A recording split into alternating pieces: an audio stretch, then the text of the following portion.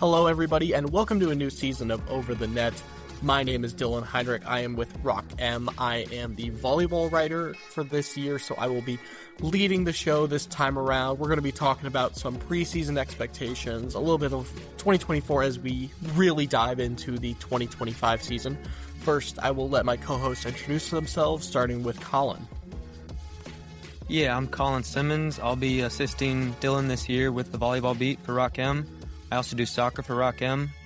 I have experience with volleyball in seasons past with the Maneater, so definitely with that 2024 team I am very familiar with, and with these two that are both very knowledgeable with the team currently, I am confident that I will get up to speed with actions this season. And hey everybody, my name is Matthew Gustafson. I am Dylan's predecessor on the volleyball beat. I have moved over now to the football and men's basketball beat for Rock M Nation. The last 2 years did the Over the Net interview series, and now we're introducing the Over the Net podcast. Awesome. Thank you both so much. We will also be joined by Olympic sports enthusiast and our editor Karen Steger on most episodes, but she is currently at work right now, so it did not fit with her schedule, but the three of us will be pretty much mainstays on this pod.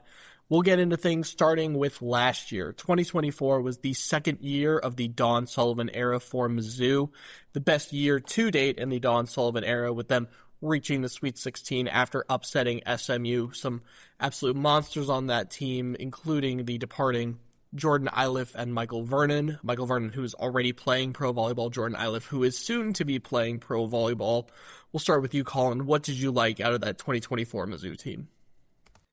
Yeah, I mean, for starters, the season ended about as good as you could have hoped going into year two for Sullivan, because there were just uncertainties with that lineup. You didn't know how the transfers were going to come in and impact things immediately, but Michael Vernon, Marina Crownover, they came in, stepped up, amazing. They've had great chemistry right away, and really just duo on both sides from Vernon and Iliff set the tone night in and night out for them. Combining for 8 kills per set, the two of them, is really what led the team. And then you can't overstate the impact of Colin Finney in the middle. She did things that just, you can't look at a box score and see.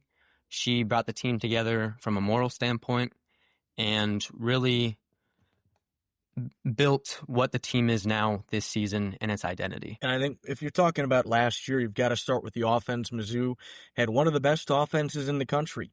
You saw Jordan Iliff, obviously was a returning starter on that team, an all-SEC caliber of player, one of the best servers in the country at the right side, and overall in general, any server, one of the best in the country. Michael Vernon came in from Oregon State, filled the role that Delara Getacola had in 2023, and not only filled that role, but was even better, which was a pretty high bar to pass, but came in one season in the black and gold, was a honorable mention All-American.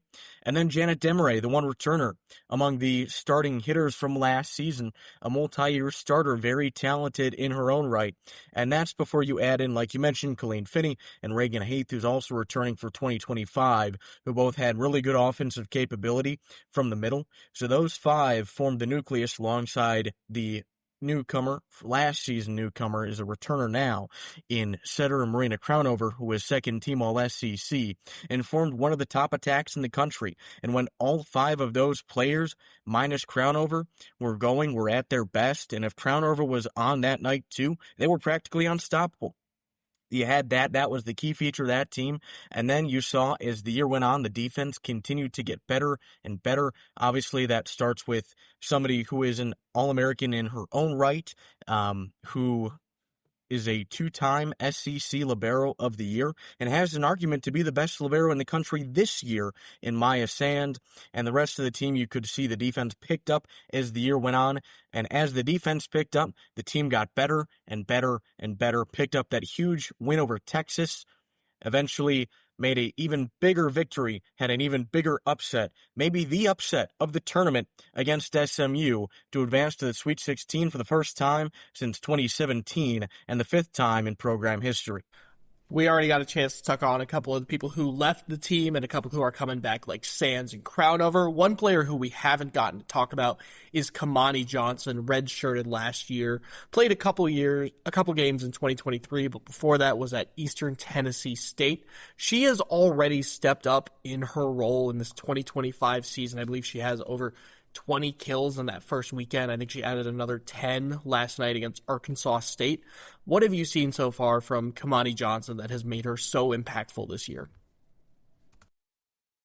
Well, I think the one thing that has stood out, in addition to the added offensive impact, is the defense, and I think that's really where Kamani Johnson can have a major impact. She's taller than a lot of the players that Mizzou has. I believe at 6'3".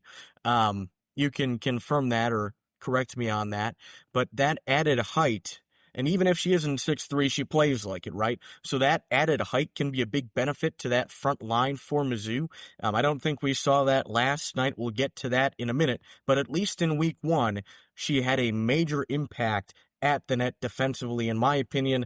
And then in addition to the offense, I think that's something that you didn't really have in years past. As great a player as Jordan Iliff was, and she was a very good defender. She made, I think, her living more so in the back row as a defender than at the net. So having a right side who can have a big impact at the net could be a little bit of a different look for this team, and I think could be beneficial. Just checking in on that, yes, Johnson is indeed listed as 6'3". Colin, do you have any additional thoughts on the role Kamani Johnson is playing on this year's squad? Really, just to add off that, I think it has something to say about chemistry and the carryover from year to year. Like, there are a lot of talented transfers on the team, but it's something to say about someone who's been in the system, someone who Sullivan has had high praise for in the past years, despite not getting as much playing time as she is now. And I think you see that connection between her, Crownover, and all the other passers working together this year. Very cool. When we talk about the transfers as well, playing on the other side of Kamani Johnson often is Kaylin Alexander, the Hawaii transfer. Led the NCAA in kills last year, was an honorable mention for All-American as well. Has already made her impact known with the Mizzou Tigers. We'll talk about that more a little bit later. Colin, what does Kaylin bring to this team that is just so unique? Yeah, I mean, it's a lot like what you saw from Michael Vernon last season, and she's picked up tremendously off of that. She just brings so much power, and she comes down on the ball so hard that a lot of her shots are just unreturnable, and her placement on these ones are just beautiful. Like, there's a reason she was the Big West Player of the Year. And I think with that time and that growing connection, you're only going to see that hitting percentage go up, and just the volume that she gets each game. I think it'll rise, much like we saw with Vernon last season. Matthew, obviously, I know you spent a lot of time when Kaylin Alexander initially transferred over. What did you see from her game that, made her such a target for Sullivan in the portal? I think she's just a complete player. It's not every day that you can get a surefire number one option for your offense, somebody who's also going to be able to play 6 rotations and play them well. Because in addition to being one of the top offensive players last season in the country, we know that Kaylin Alexander is also a very good defender. And I think that's something that this team needed in the offseason.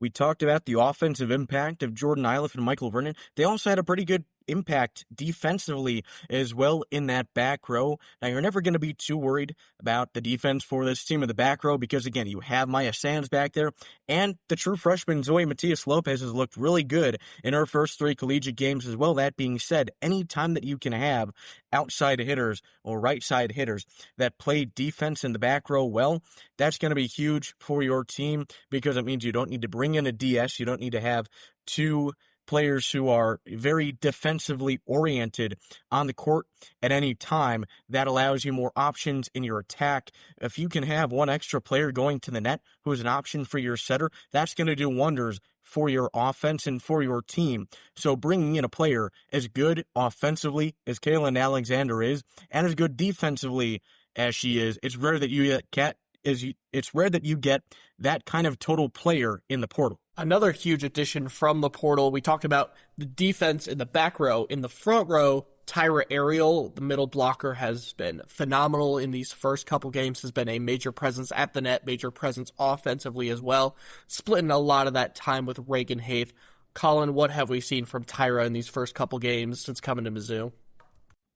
Yeah, I think the most noticeable thing has been her point of contact. She just gets up so high, and I believe she's also 6'3".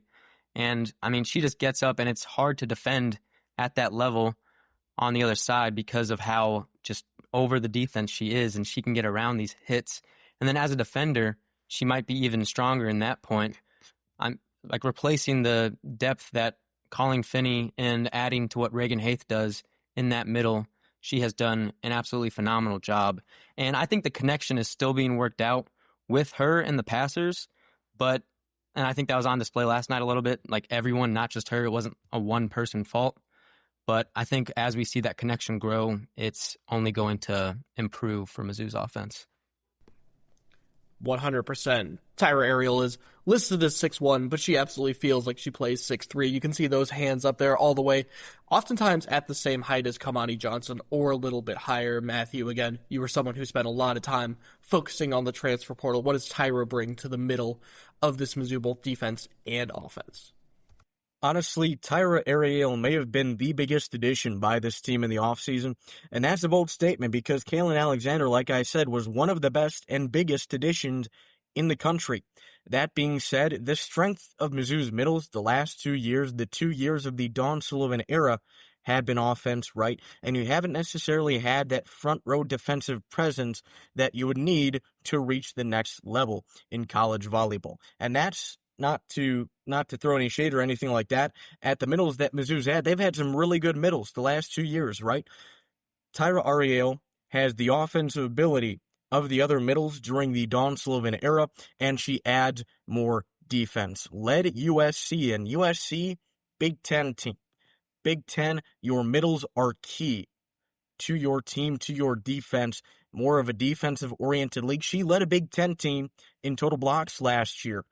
Last season, 144 kills, a 340 hitting percentage, and anything for a middle, you want to see their hitting percentage over 300. So to be at 340, that's really good. We know that she can contribute on offense. We've seen that last season, the season before that, and early on this year. And she had 114 total blocks, leading USC in blocks for the second straight year.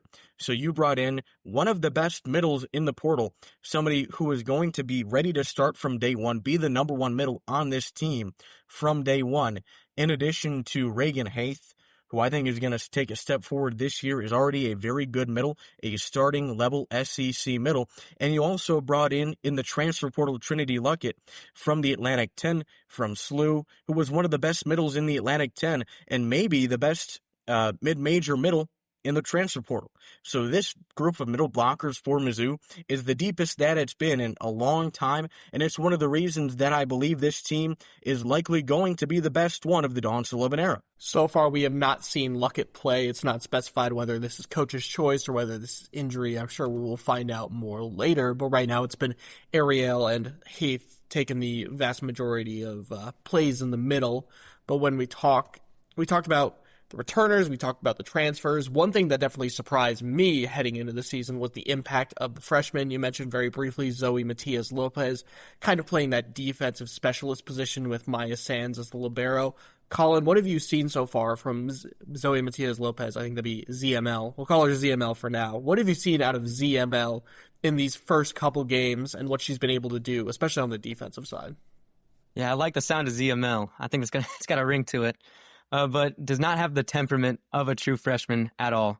She's got such soft hands on defensive contact, and really a question that kind of went under the radar going from season to season, with Vernon and Iliff leaving, but, you got Kiara Lee's Perez Catala leaving, and you need to fulfill her role as that DS. And it was kind of unknown whether or not, like, Kaylin Rush would step into that role, but it has so far been all ZML this season. She has double digits in 2 of 3 matches so far, and she's playing big minutes.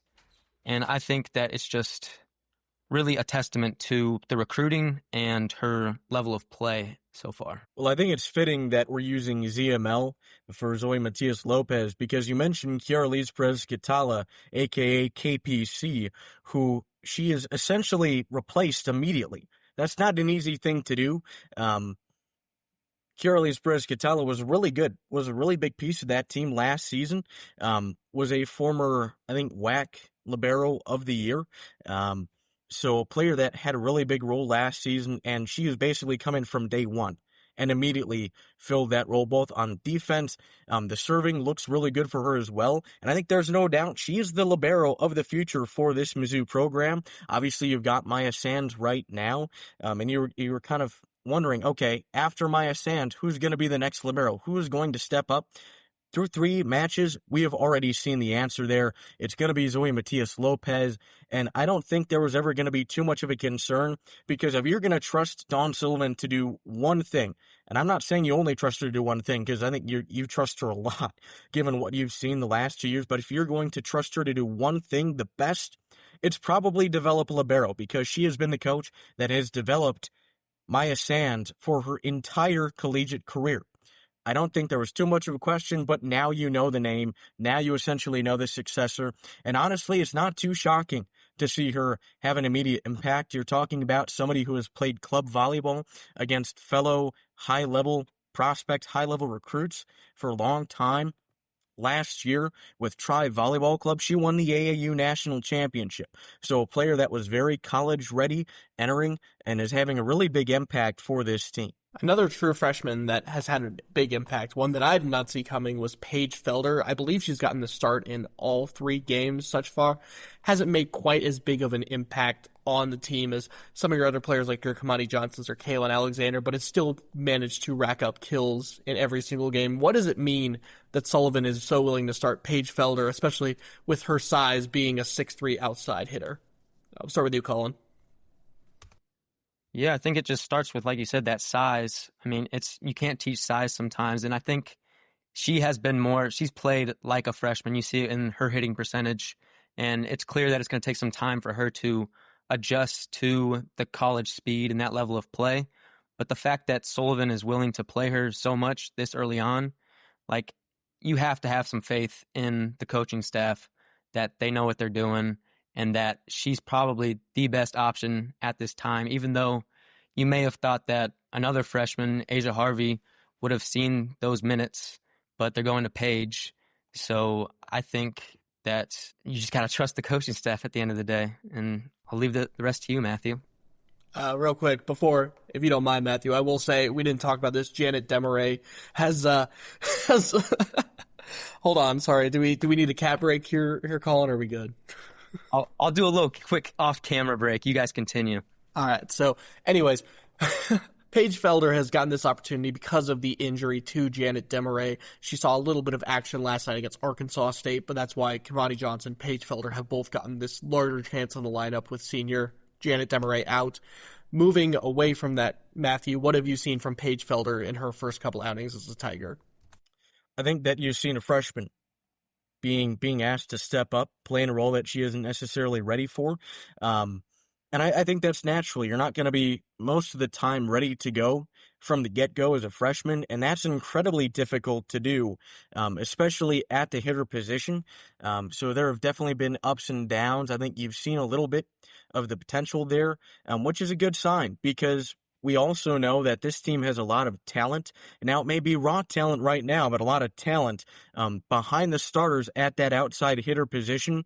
And something that we've learned from Felder starting is, for Dawn Sullivan, star ratings, right, wherever you were in your recruiting class doesn't really matter, because right now Paige Felder, who was a solid recruit but not a 5-star out of high school, is starting over 3 players who are either 5 stars or have international experience.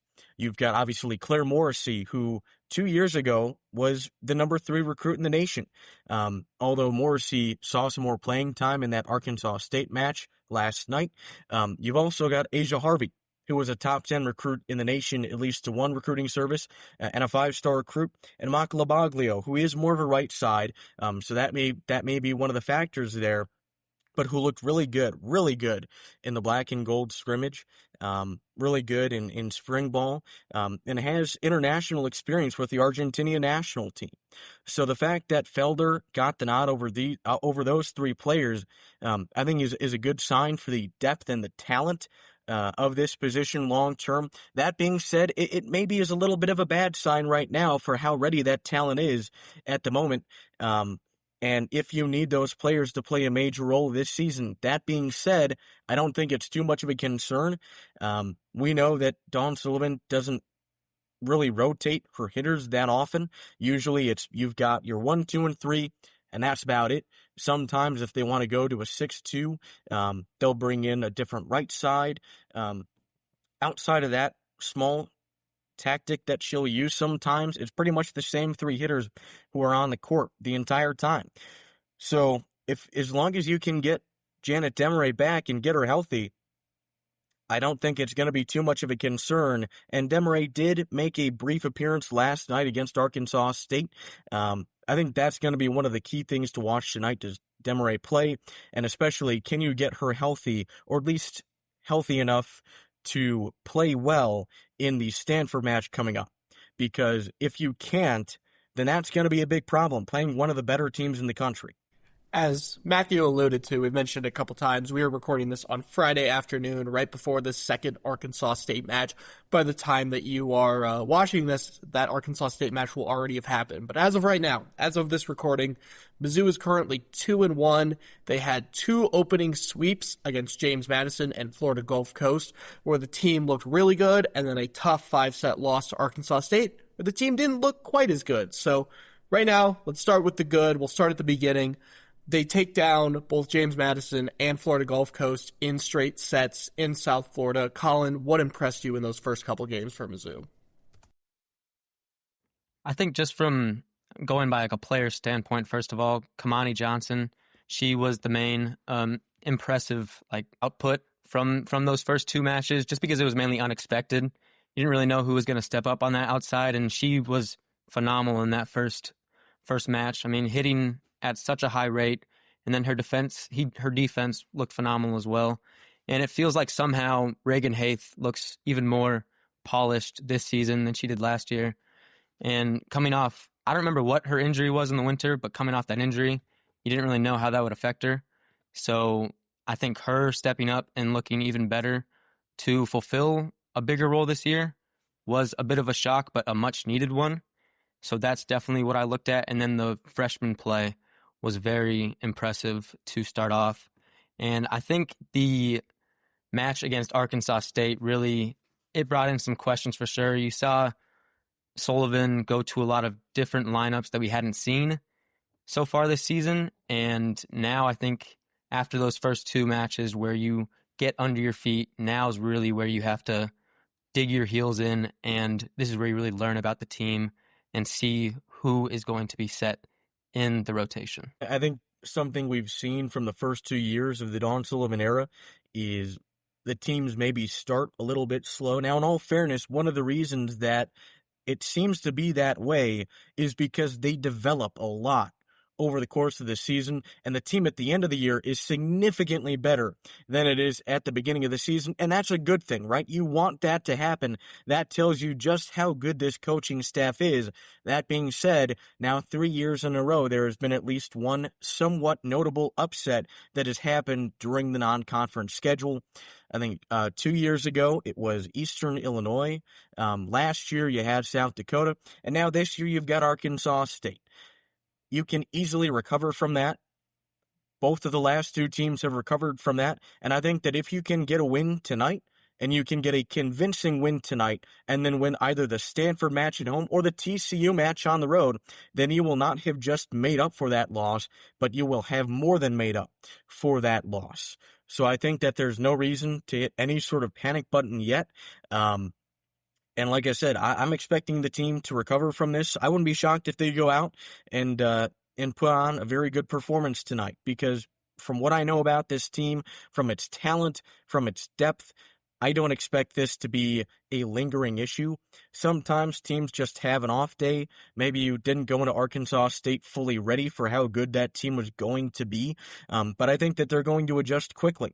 So I think that's something you want to watch for tonight. Is it a lingering issue? Does it pop up again, the same mistakes that you saw last night? Or does this team look like it did week 1, where really the most impressive thing to me, and you touched on a lot of really good stuff, Colin, so I'll just add this. The thing that really impressed me was the defense, both in terms of front row, back row, blocking, digs, the ability to make some incredible saves, keep the ball in play, and then transition to offense. I think that they're fairly advanced at that from what I saw in the first two matches. And that's something we didn't see until later on in the year, last season. So I think that they're ahead of the curve right now, or at least they were in the first week. And I think that's really the main thing we want to see tonight is does the defense look like it did week one, or does it look like it did about when the match starts about 22 hours ago? 100%. You mentioned the defensive aspect. That last game, Mizzou just appeared to be outclassed. They were out-hit. They had a worse attacking percentage. They had less kills. They had less digs. They had less blocks than Arkansas State. Just an overall poor performance from the Tigers. But like you said, a bump in the road in the scheme of things. When you play 20 to 30 matches every year, you're bound to get one that happens like that. The question is, how do they respond tonight? Looking ahead, though, we're going to zoom out a little bit. Big picture this. When you look at this team coming off that Sweet 16 appearance, knowing what they lost, knowing what they gained, when you look at both the SEC level with the newfound SEC tournament in Savannah, Georgia that's coming back, and the NCAA tournament, which is obviously on the horizon, what would you say, we'll start with Colin, are reasonable expectations for this team, and what do you think will be considered a major success, major failure, anything along those lines? Yeah, I think just with the new SEC tournament, like starting there, like reasonable expectations as far as that goes, the conference is just absolutely stacked this year. So like you want to aim for the moon or whatever, but at the same time, like keep reasonable expectations because you can still not make it very far in that SEC tournament and make a good run in that NCAA tournament. And I think having that tournament as a preface to the national tournament later will only prepare the Tigers more for the battles that they'll play later in the season. But I think as far as a reasonable expectation goes, reaching a quarterfinal in that SEC tournament has to be the bar, I believe. If not, reaching that semifinal and further. And then also for the NCAA tournament, there is no reason that this team shouldn't be a tournament team to begin with, but then also has the ability to make another Sweet 16 with their replacement pieces and the pieces that have already been established and going forward. So I think a quarterfinal appearance in the SEC tournament and then back-to-back Sweet 16s is something that I'd expect from them. To kind of underline that point, if you have one takeaway from this podcast, the SEC is going to be one of the toughest, if not the toughest, conferences in the nation this season. It starts with Kentucky, a team that I consider to be the top dark horse national title contender. You saw them go to 5, play extremely tough against Nebraska. That could very well be a preview of the national title match. You never know. Texas A&M, a team that has the capability to make a run to the Final Four. Texas, a team that has the capability to make a run to the Final Four. In Florida, a team that we really didn't know what they were going to look like entering the year with a new head coach, a lot of new players. They look like they just reloaded, and they're going to keep going from a team that made the Sweet 16 last year. You've got to go up against all of those teams. That being said, with the success you saw last year, the players on this team, and especially the depth, this team, the depth they have is not common for a college volleyball team. That is, I think, going to be a key for them this year. In addition to, like I said, that revamped front row, and you have those really, really good middles on this team. So here are the things that I think are kind of the benchmarks for this team in 2025. Number one, you want to finish top 5 in the SEC in the regular season. You can definitely do higher than that, and that's around where they were projected in the preseason poll.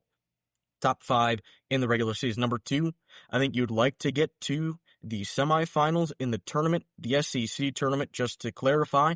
Quarterfinals is reasonable, but I think semifinals is a very reachable goal. And then number 3, you want to host the first 2 rounds of the NCAA tournament. And when you host, the expectation, of course, is that you make the second weekend, that you make the Sweet 16, and that would be the second time in program history that the team would make it to back-to-back Sweet 16s, the other time being 2016-2017. I think I agree with a lot of what you guys said. When you look at this year's SEC, Kentucky and Texas feel like the consensus 1 and 2 teams. Looking at the preseason poll in front of me, they were the only two that finished above 200. Texas A&M also got a first place vote. They're kind of the consensus number 3 team. And then Missouri and Florida are right neck and neck with each other, battling for that 4 spot. I think if you can aim for finishing 3rd or 4th in the regular season, that's going to be a big push heading into the postseason, because those top 4 teams are all getting a double bye in the NCAA tournament, or not the NCAA, excuse me, the SEC tournament. And as we know, the less matches you play, the more fresh you're going to be. And so if you can take that bye straight into the quarterfinal round, especially against a team that has played 1, maybe 2 matches already in this grueling tournament where you play every single day, that's going to provide a huge advantage for a team that, like I said, I think quarterfinal is the benchmark. There's no excuse for not making the quarterfinals, but that should be making that SEC semifinal, competing against teams like Texas A&M, Florida, Tennessee, to give yourself a shot against a Kentucky or a Texas, for example. I think that's the minimum that you should see from this tournament. I don't think they're going to be the favorites to win the SEC tournament this year, but at least putting your name in the conversation, putting yourself on that same sort of level as Kentucky and Texas is going to do wonders for them, especially in the national conversation. And like I said, last year, they made the Sweet 16. This year, the goal is the Elite 8 within the team, which makes a lot of sense. You want to reach that next round. The question is, do they have enough talent? Do they have enough, I guess, connection? Because a lot of these pieces that they're relying on, especially Colin Alexander, very talented piece, but is new to Mizzou. You could see some of those struggles in the Arkansas State game where she hit, I believe it was just 102, which is not a great start. And so she's someone who I think, as far as Colin Alexander can go, the talent that she has is going to be a lot of the benchmark for Mizzou has. Can she prove herself to be like one of that 1A type players in college volleyball? Can you go to her and get a point down the stretch? So I think this team, like Matthew said, should be shooting for that host spot, should be looking for another Sweet 16. And once you're putting yourself in the tournament, anything could happen. And I don't know if this team is ready for a Final Four run, but the Elite 8 doesn't seem that far away from the conversation. Now, shrinking the scale a little bit, we're going to head to the Stanford match, which happens this Tuesday. History at Hearns, looking to pack out the stadium for a top 10 matchup between the SEC and ACC. I believe this is the first time Mizzou Volleyball is ever on linear, regular ESPN. 8:30 local start time, only downside to this, but that is going to be an electric atmosphere from Hearns. Colin, what makes you so excited about this matchup? Yeah, well, I mean, making this your first home match of the season is just a bold choice for sure, because you don't know how you're going to look coming into this. And with the expectation on ESPN, trying to make this a sellout crowd, really trying to hype up this match, it really does put pressure on Mizzou to put on a good showing. But also, like, you can't deny the excitement of this game. Hearns last season had some really insane matches in the building, especially towards the end of the season in conference play. And I think when you look to Stanford, what they've done this season, having a statement win against Florida at the start of the year, and then, losing to Nebraska and getting swept by them, which just tells you the sheer level that Nebraska is at. And then they'll come off of a match against Texas, which will really only help them coming into Mizzou. Just as far as competition level playing, Mizzou's coming off Arkansas State. They're coming off Texas. There really is levels to it. But having that home crowd back Mizzou really is a difference maker, and I think that Mizzou at least makes it a competitive match. Taking a look at Stanford, the thing you need to know, this could be one of the best offenses in the country. The reason they returned their full trio of starting hitters from last year, all of them very, very productive, very efficient and effective in offense, and that's led by a first-team All-American in Ilya Rubin. If you want to stop this Stanford team, you need to stop the hitters, and especially you need to stop Ilya Rubin. You've also got a middle returning in Lizzie Andrew, who was on the All-ACC freshman team this last season, but you've got some younger players, some more inexperienced players who are going to be stepping in that second middle spot at setter at libero. So you're getting this team at what, in my estimation, is a good time to face them, because they haven't quite looked like the team that I think some of us were expecting entering the season. Now, Mizzou, obviously, you have that loss to Arkansas State, but if you can respond well off of that match, and again, if you can look good, look like you're like the team that you saw in the first week tonight, you've got momentum again heading into that Stanford match and what should be a very packed Hearn Center. And Hearn Center, when it's packed, is one of the best environments, in my view, in college volleyball. So if you can have that momentum going into that match, if you can get back a healthy Janet Demaray, and you can have that defense be able to play at the level that we've seen early on this season, then you've got a good shot against that Stanford team, and you've got an opportunity to pick up what would be a marquee win for your resume. 100%. I think when you look at this Mizzou volleyball team, you've talked about it in years past, Matthew. Under Sullivan, they kind of start slow and slowly get better as the season rolls on. You not only see that against some of these mid-major opponents, but against some of those higher-level opponents last year. They were swept by both Creighton and Louisville, but then later on in the season able to put on better shows against teams like Texas, Florida, and Kentucky, so winning the Texas match and then taking Florida to 5, taking Kentucky to 4 twice. So when you look at this team, bare minimum expectation against Stanford, do not get swept. That is the bare minimum you're going to want to see from this team. When you're put on ESPN and you're put in this big of a spot, you got to take at least one set from this Cardinal team. You cannot go down 3-0 in your own building. That's the benefit, I think, of the Hearn Center, is when you're playing in an old basketball arena, you can fit a lot of people in there. So while we've talked about some of these women's only, or I guess Olympic sports only buildings like Creighton has, they get loud, but they don't fit a lot of people. You're looking at a max capacity of a couple thousand. Hearn Center could get up to 6,000, 7,000, give or take. So I think there's going to be a large...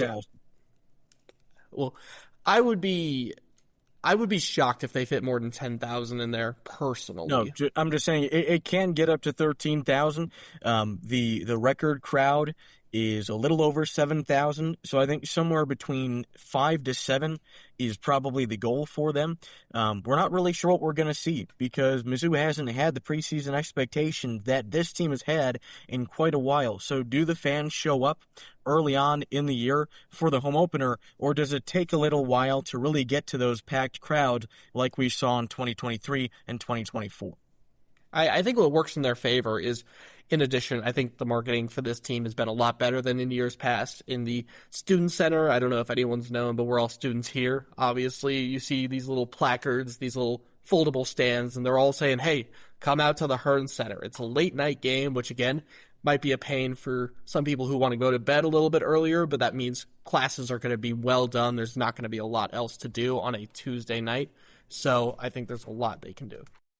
Any other final thoughts before we wrap up this podcast?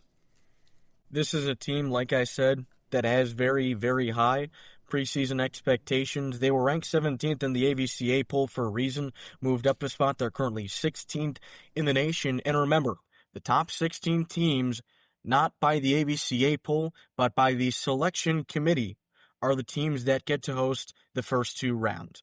Top 16, and you are going to give yourself, obviously, the inside track to making the Sweet 16. That is going to be a benchmark that you want to keep in your mind all year. The way that I've talked about it before the year, team with Sweet 16 expectations and Elite 8 potential. That's what we're talking about right here. This is, I believe, the best Mizzou team in a long time, and if they can reach that Elite 8, which I believe they have the potential to do, it would be for only the second time in program history. Mizzou Volleyball is very talented. I think they're going to be very fun this year, and the next 2 matches could be key for the rest of this season, for gaining momentum, and for how this team is viewed when you get to the time where you are determining where they're seated in the NCAA tournament. Awesome. I think this is a team, like you said, high potential, but we're going to have to wait and see how it all plays out. Again, they will play Arkansas State later tonight, but that result will be long gone by the time this podcast is recorded. So we will all be looking forward to the Stanford match, and we will be recapping it on the second episode of Over the Net. But in the meantime, thank you so much for joining us. We hope you have a wonderful weekend. And from everyone here at Rock M, thank you and happy Hate Week. Thank you, everyone, for tuning in to Rock M Radio, a proud partner of Fans First Sports Network. Rock M Radio is the official podcast network of Rock M Plus, a new and exciting subscription service provided by me and the other voices of Rock M Radio. Please take a few moments to head over to rockm.plus and sign up for an account today. The cost is only $5 a month, and benefits include access to our live podcast, a subscriber-only message board, weekly newsletters, and more. If you enjoyed this episode of Rock M Radio and would like to see more just like it beamed directly into your personal device, make sure to click the subscribe button below and tell your friends. Our podcast feed is available through the Apple Podcast app for iPhone, Google Podcast app for Android, whatever app you listen to your podcast. You can also find Rock M Radio on Spotify. If you're looking for a podcast about your favorite team that is not Missouri Tigers, Fan First Sports Network is your answer. A full podcast network loaded with the team-specific podcasts covering Major League Baseball, the NFL, NHL, NBA, MLS, and more. And we'll be back with more episodes of Rock M Radio coming to you soon.